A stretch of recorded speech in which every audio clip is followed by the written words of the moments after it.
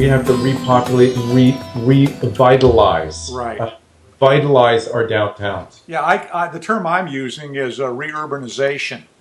Yes, exactly. Yeah. That's where I also teach a course called Suburban Retrofit. In other words, where we go in and we say, holy cow, guess where McDonald's is? Guess where Starbucks is? Those are 100% corners. That's where transit should be, or our shopping centers. Yeah.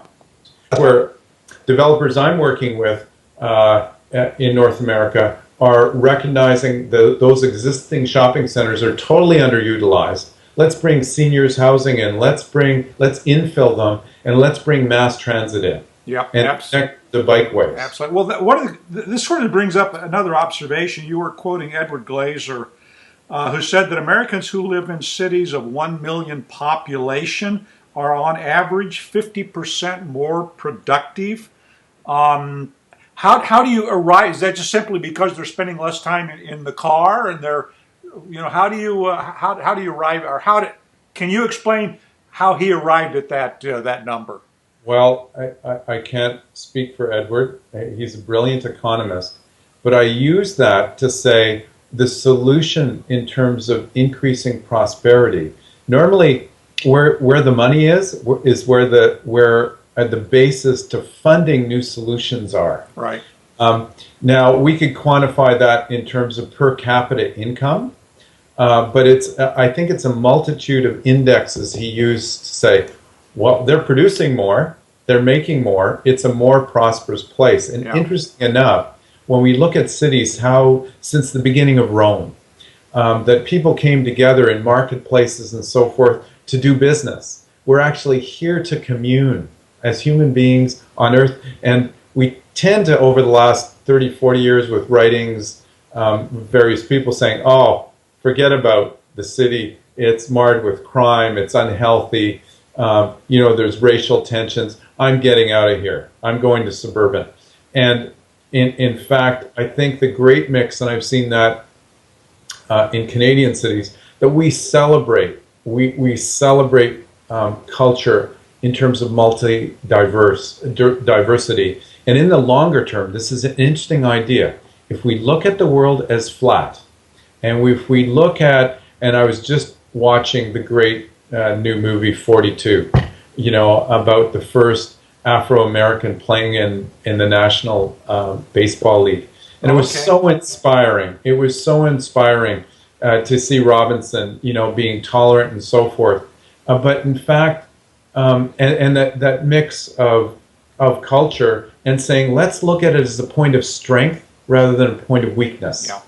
And say, wow, we are developing an incredible we still are leaders in terms of a North American footprint. We have to go back and recognize that in fact our prosperity, or the center of prosperity, although in 2008 Wall Street got a bad name, all this stuff, we have to redefine prosperity, and that's very important in terms that we value. And so the track that you're on, looking at different modes of transportation and so forth, if we actually quantify what we value, then we have real targets, and that's part of our problem. That the Dow Jones Industrial Average right now, if you look at it, is the Dow Jones Industrial Average. In other words, it's measured on terms that are almost of the dinosaurs, because those aren't the new and future industries that will, and cleaner industries. And this is a very important fact. A university colleague shared this with me. He said actually 5% of the industry out there right now is heavy industry, nauseous industry. Yet we go in the community, we do a community process. If we mention the word industry and density, those are two huge bad words. Yeah. And I think from a prosperity standpoint, as Glazier was defining, he was saying, wow, why are we running away from the hearts of our prosperity? In other words, why don't we bring nature into our, again, from my design thinking, bring nature into our city. For instance, the big concept for our new city in China, and I've looked at cities across North America, Ottawa, Vancouver, Edinburgh, Scotland. You look at London, England, 40 96% of its footprint is open space. So the aspect of cleaning our air, like we can't say, oh, the ocean's going to clean it for us. We have to clean it locally within our cities. And what we've done in Huangshi is we're going to use our greenways and our river channels that we've created in the city to create essentially the lungs of the city, clean out the air during the day a number of times, and clean the water through a whole filter system. Right. And if we actually look at whether you're in Nebraska, whether you're in Minneapolis, whether you're in New Orleans, we have to look at our own cities and say, and the goal of, as I mentioned earlier, the goal of this central business district is not only to be introverted and clean our air and water locally, but to spread the good news and create a footprint of cleanliness. So the city isn't, we reverse the paradigm. The city is actually the cleanser of the region versus the traditional contributor of pollution. Yeah. Well, one of the things, you know, if you look at many of the cities in China, as well as pretty much anywhere in the developed world, you're going to see this, the focus by, leadership in essentially promoting the automobile culture because of the fact it drives technology, it provides jobs. How do a city management or the region of southern China, how do they balance that, the economic incentive of driving that car culture with, essentially telling, or trying to encourage people to, you don't need a car in your family. We've got these other modes of travel. That seems almost sort of counterintuitive to economic progress, as we've defined it for the last 100 years. Yes. I think you've touched on something very, very important.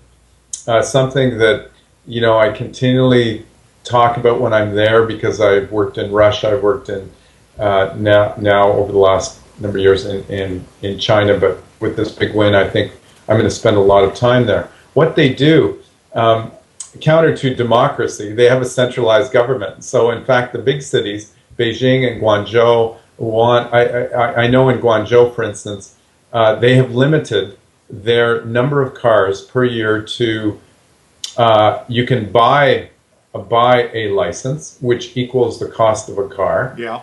The second option is a lottery system. They only limit so many permits. And the third one is actually free. If you have an electric car, yeah, you actually get an automatic permit. So they're trying to, I have to learn more about this, but they are trying to, they're with 1.3 and growing by the minute, 1.3 billion people. Yeah. Imagine, that's 4 times, three to four times the size of the United States. I mean, their footprint, their ecological footprint is huge, yeah. It's huge, and they haven't, think of this, they've never gone through the Industrial Revolution and never seen prosperity. So they're just egging to balance economic prosperity with this aspect of, heck, we can't destroy our nest. Yeah. But that awareness has to be brought to them, because the magnitude, when I was over there, I noticed, for instance, they had extensive fish farms. They have agriculture everywhere. But my concern is, if the air is polluted, so does the soil become polluted. Right. Yeah. And so those are things, even in North America, I'm curious about our soil testing in agricultural areas close to polluted, where you're close to heavy industry. Yeah. And you're saying, is anybody testing that? And the vegetables coming off it, how much, what levels of heavy metals, etc. So it's one of those things that I'm learning about as a complete, not only urban design cosmetic, but what I'm trying to understand is the whole ecological and human system. How can we be symbiotic and actually heal each other versus destroy each other? Yeah. Do you have a sense of sort of what the ideal density is? Because it seems to me that You know, at some point there are just too many of us crowded together, and that has not only health impacts, but it also has psychological impacts. But then if we spread everybody out, then that becomes expensive and to maintain, and that has its own share of issues and problems. So is there sort of in your mind an ideal density you're shooting for when you plan a community, be it in China or be it in, you know, Red Cloud? Well, that's a very, very important question that I'm starting to probe. In other words, what's the ideal footprint for a city? How big in terms of area? How, as you say, density? We use units per acre in the United States. We have units per hectare in Canada, and internationally. In other countries like Mexico, they use people per acre. Yeah. And because units per acre is very deceiving, because in North America, in the United States and Canada, for instance, our persons per household are decreasing as our family size decreases. So it's gone from 3.5 to 2.8 to 2.4, depending on the city you're in. Yeah. So that's changing. So our measurement, and like you said, density. So we have to get our metrics and we have to start measuring that. But I start with a simple model called, we have to balance the amount of green space with the amount of development. And so you can, in North America, and in the States, there's a term, and I've taught at the University of Colorado, there's a term called transfer of density. So if you provide 50% open space, you can then transfer the density. If you're using, let's say, a traditional suburban density in Kansas City or Minneapolis, let's say 4 units an acre, that's very low density, quarter-acre lots. Right. You transfer that, you have 50% open space, you transfer that to the balance, that is half of what you would develop, and you increase the density by 2. What I'm saying is increase it by 4. And what we're finding in various cities across North America, that increase in, and I don't use the term density, I call it a diversity and choice of housing. Okay. It's very important. And with diversity and choice, you create a systemic affordability. In other words, townhouses, row houses, I have quadruplexes, duplexes, triplexes. In this one infill strategy for a city, I created 8 to 10 different kinds of housing units that fit seamlessly, what I call invisible density, seamlessly into the existing fabric of an existing neighborhood. Because they have the same problem as many neighborhoods across North America, where some cities are saying this is our growth boundary, like Portland, Oregon, and they're saying this is where we stop. Oh, so what's our choice here in terms of coming into the existing neighborhoods or developing a separate city?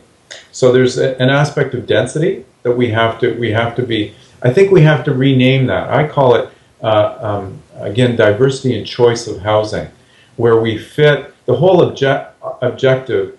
I use in my book, I call it net community gain, where in fact the community is better off after development than before development. So the developer has to prove to that community, whether it be suburban Los Angeles or suburban New York, they have to prove to that community that in fact they're improving the quality of life, whatever indices you use, that in fact it's an improvement of their quality of life. So I think it's not a density question, it's a size question. I think there's, I always look at 500,000 to 600,000 people, for instance, an example, just to pinpoint your question response.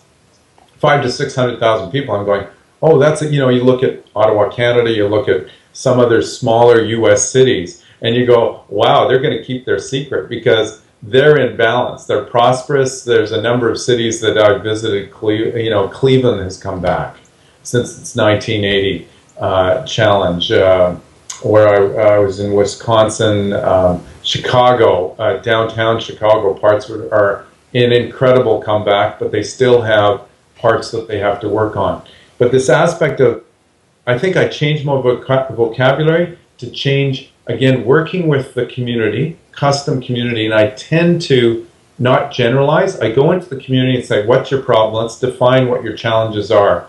and then customize a plan and a design that's in place. It's designed for Madison, Wisconsin. It's not designed for Watertown, New York.